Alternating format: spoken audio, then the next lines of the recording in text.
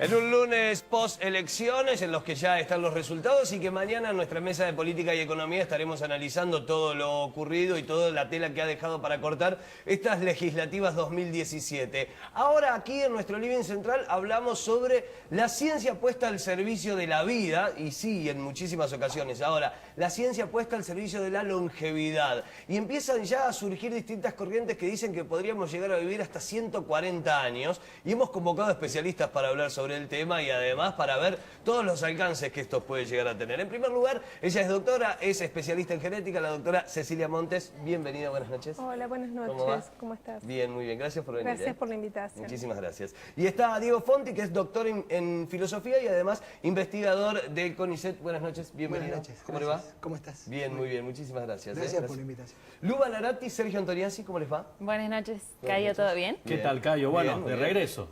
De regreso, Volviendo, sí, sí. claro, Luego de ¿verdad? 2 semanas atípicas en las que estuvimos aquí en nuestro living viendo la perspectiva de género en la campaña, en las propuestas de nuestros candidatos y demás, volvemos al formato habitual y al formato común que tenemos durante todas las semanas aquí en 5 Noches. Así que bueno, con muchas ganas de hablar y empezar a plantear estos temas, ¿no? Un tema que quizás de acá a unos Sí. años se vuelva parte de la mesa del domingo, ¿no? Claro, Quizás, es ¿quién te verdad. dice? Dicen que ya nació el hombre que puede llegar a vivir más de 140 años. Así lo plantean y así lo plantea la ciencia. Y ya nació también, es papá, en realidad, Tincho Pietracampi, nuestro compañero camarógrafo aquí del canal, así que beso enorme para los tres. Está todo bien y es una felicidad absoluta recibir a un nuevo miembro aquí de la familia de los SRT. Tincho y a toda la FLIA, un beso grande. Arrancamos ahora sí viendo el informe y tiene que ver con esto. La ciencia puesta al servicio de la longevidad. Mirá.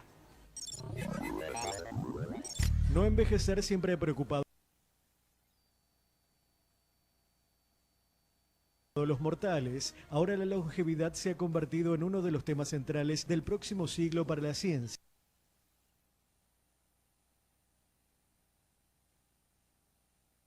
Los metabólicos. Los genes que tenemos, como digo, son genes que todo en nosotros está pensado realmente para estar sanos o en nosotros está pensado realmente para estar sanos, protegidos del daño, etcétera, y para sobrevivir. Y por lo tanto lo que tenemos que averiguar es cuáles son esos mecanismos que nos mantienen jóvenes, porque en algún momento dejan de funcionar correctamente. Entonces lo que querríamos realmente para evitar la mayor parte de las enfermedades que nos afectan, ya que su origen precisamente es el proceso de envejecimiento, sería poder extender o incluso evitar que aparezcan muchas enfermedades, ¿no?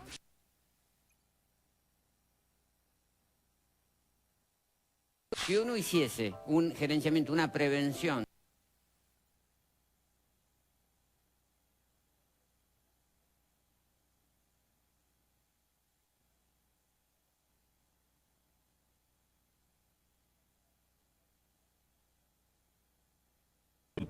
lleguen a vivir 1000 años. Y eso es porque estamos desarrollando tecnologías que paliarán los efectos del envejecimiento hasta el punto de que la gente solo morirá de enfermedades que afectan actualmente a los adultos jóvenes. ¿La ciencia puede hacer retrasar el envejecimiento? ¿Se puede alcanzar la longevidad de manera saludable? ¿Nuestro cuerpo está diseñado para vivir 140 años? Son muchas preguntas las que se van abriendo y el panorama parece casi futurista, ¿no? Si lo empezamos a ver, hablar de vivir 140 años, hablar de que se pueden hacer un montón de cosas para tratar de estirar ese reloj biológico de alguna u otra manera. Los estudios y, por ejemplo, ganadores de premio Nobel en la última entrega hablan de esto, de estirar el reloj biológico, de la vida de las células. Ahora, y arranco con usted, Jico, de la vida de las células. Ahora, y arranco con usted, doctora. ¿Es posible, será posible en algún momento, o ya es posible esto de empezar a estirar nuestra vida? En realidad la medicina trabaja desde siempre para tratar de que la expectativa de vida sea mayor en la población. De hecho, la expectativa de vida media en la población argentina es 73 años en los varones y casi 80 en las mujeres, con una media de 76 años. Así es. A principios de siglo probablemente la expectativa de vida haya sido mucho más baja y la medicina ha trabajado para tratar de que la gente viva más tiempo y mejor y curar algunas enfermedades que antes eran prácticamente incurables. La tecnología médica está abocada fundamentalmente al tratamiento para lograr la sobrevida. La segunda causa de muerte en la Argentina es las enfermedades no transmisibles crónicas, claro. Y ella, una de las que ocupa un rol importante, es el cáncer.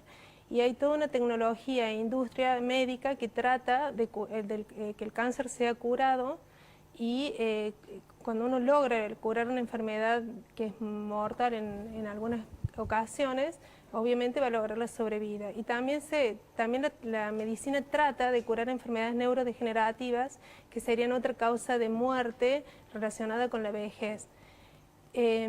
En realidad hoy lo que podemos decir es que los médicos estamos tratando de hacer terapias individualizadas para cada tipo de enfermedad, que hay muchas enfermedades que todavía no tienen una cura, y lo que sí estamos insistiendo es en fomentar en hábitos de vida saludables, claro, comer sano, evitar la obesidad, hacer ejercicio físico, que sabemos que todas esas cuestiones ayudan a tener una vida saludable y lo más larga que se pueda. Claro, esto en cuanto a lo que yo podría hacer, digamos, lo que cualquier persona podría hacer. Ahora, ¿la medicina ya está haciendo o llevando a cabo esto de trasplante de células madres? El trasplante de células madres está indicado para el tratamiento de cáncer. Bien, por ejemplo, en esos casos sí. Sí, que de la enfermedad. sí. Claro.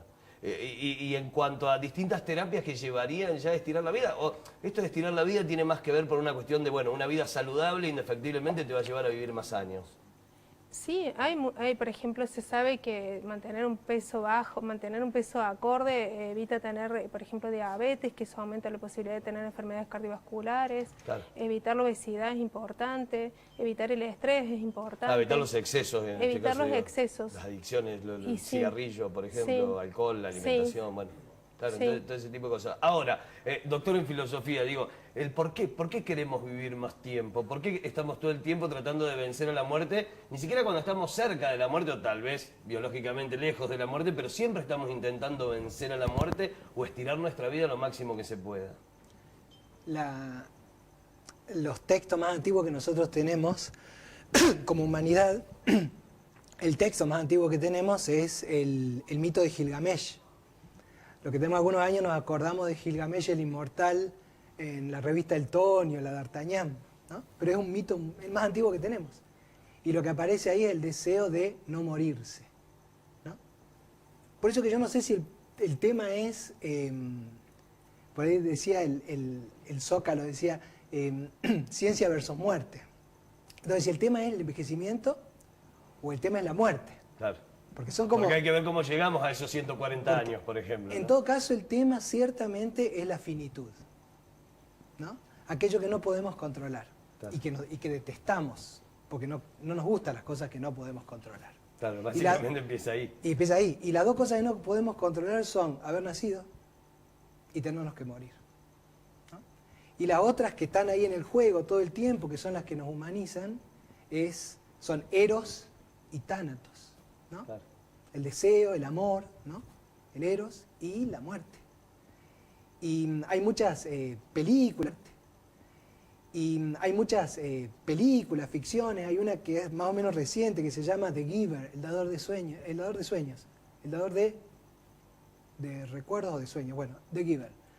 Y ahí aparece una sociedad perfecta, sin color, porque los colores nos hacían odiarnos, sin tiempos, sin climas peligrosos, pero donde había dos cosas que estaban fuera de juego, el Eros y la muerte. La muerte no se veía, a los 70 años les pasaban 80 y los retiraban. Claro. Y ya no, y mantenían el número. Y por cierto, el nacimiento se hacía todo, no con el viejo y placentero método, sino con una forma mucho más pulcra. Entonces a los niños, cuando ya tenían 12, 13, les daba una pastillita para que el Eros no le surja. Claro. Pero claro, esas dos cosas son las que nos humanizan. Pero claro, son las que nos enfrentan con nuestros límites. Claro. Y la angustia que ciertamente genera la experiencia de la conciencia de la muerte es, al revés de lo que algunos podrían pensar, me parece a mí, lo que nos motiva a hacer cosas. Porque si fuéramos eternos, pues esta conversación no haría falta que la tengamos hoy, claro, podemos tenerla mañana, pasado, en cualquier momento de los 10.000 años que vayamos a vivir. Claro, porque ahí de vuelta el tema es la finitud, y lo que no nos gusta es eso que no podemos manejar, que es nuestra propia finitud, ¿no? Ahora, se habla mucho sobre las cuestiones éticas en cuanto a la medicina o en cuanto a la biología de estirar los ciclos o de, bueno, si tengo el dinero puedo lograrlo, digo, y empiezan a jugar lo económico, la ética, la medicina, digo, ¿es para tenerlo en cuenta también? Bueno, dentro de las investigaciones que la producción me envió para que las fuéramos viendo, una de las cosas que aparece ahí claramente es que son todos tratamientos evidentemente para una élite. Claro. Y lo que yo me preguntaba al leerlo, y una cosa que nos preguntamos mucho de la bioética latinoamericana, que es una bioética que pretende ser intervencionista en cosa pública, es ¿a quién se le ocurre financiar esto? Digo, hay tantas cosas para financiar, Claro. que son mucho más urgentes, inmediatas e imprescindibles. Por cierto, todos queremos vivir un poco más y un poco mejor. Y yo no voy a discutir contra eso, porque es parte nuestra, pero al mismo tiempo, nuestra tarea política es, digamos, saber dónde vamos a poner las cargas para que eso sea repartido equitativamente. Claro. Y que no se convierta en una élite. Y eso es lo lindo del vivir también, ¿no? Por supuesto. Ahí está la mejor parte, Lu. Desde una de las corrientes científicas que leí hoy está trabajando con este tema, explicaban y hablaban de esto, de la diferencia entre la muerte y el envejecimiento. Que ellos no trabajaban para llegar a una inmortalidad, sino a curar el envejecimiento, entendido como una enfermedad. Estudiando el envejecimiento iban a poder curar el Alzheimer, iban a poder curar un montón de enfermedades que hasta hoy por ahí no tienen una solución. Lo cierto es que decían que el envejecimiento ya no tiene que ser entendido como natural e inevitable, y otra corriente que incluso está trabajando en este tema decía no, la mortalidad es inevitable, lo que se puede hacer es extender los años de vida, extender la esperanza de vida, y planteaban este ejemplo: si uno le preguntaba a una persona que nació en 1900 si consideraba que era posible vivir 40 años, iba a decir que no. Y si hoy nos preguntaban a cualquiera de nosotros si era posible vivir 150 años, íbamos a decir que lógicamente no. Pero que los avances de la medicina van acompañando lo suficiente la ciencia como para que la esperanza de vida se pueda ir extendiendo cada vez un poquito más. Lo que muchos planteaban también era algo que también se ve reflejado en un libro que se llama Las intermitencias de la muerte, Claro. de Saramago, en donde la muerte decide abandonar una comarca de Estados Unidos y la gente no moría. Agonizaba, padecía, se enfermaba, pero no moría. Entonces, ¿qué pasaba con la sociedad?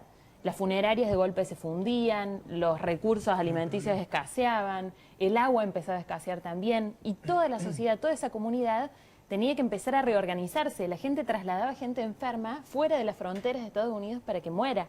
Entonces, bueno, más allá de la ficción que plantea esta historia de Saramago, está bueno pensar cómo la sociedad debería reorganizarse. Algunos científicos dicen que con el tiempo podría hacerse perfectamente y que no habría ningún problema en eso, pero cómo la sociedad podría adaptarse a una esperanza de vida de 140 años, de algunos, de enfermedades que de golpe empiezan a ser curadas, pero no para todos. Digo, es un dilema que tiene, me parece, mucho para transitar. Así es, y ya vamos a entrar con esto también, de qué pasa en una sociedad cuando la población es cada vez más vieja y deja de morirse. Sergio.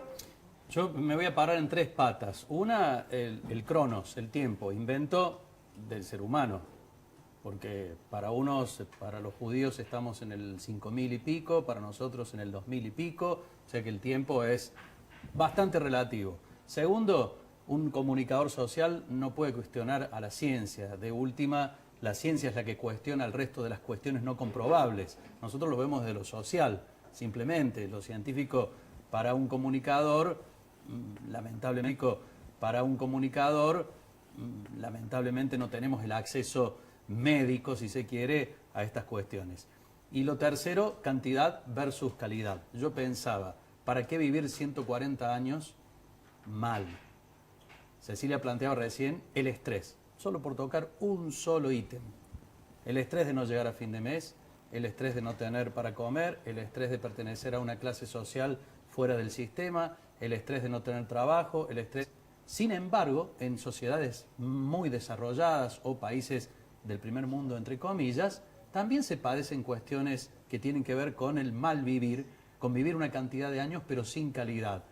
Por ejemplo, hay sociedades donde a la gente mayor se la tiene como un símbolo y se los preserva. En España, por ejemplo, con un seguro que tiene que ver con los excombatientes, mayor percibe una jubilación que acá no.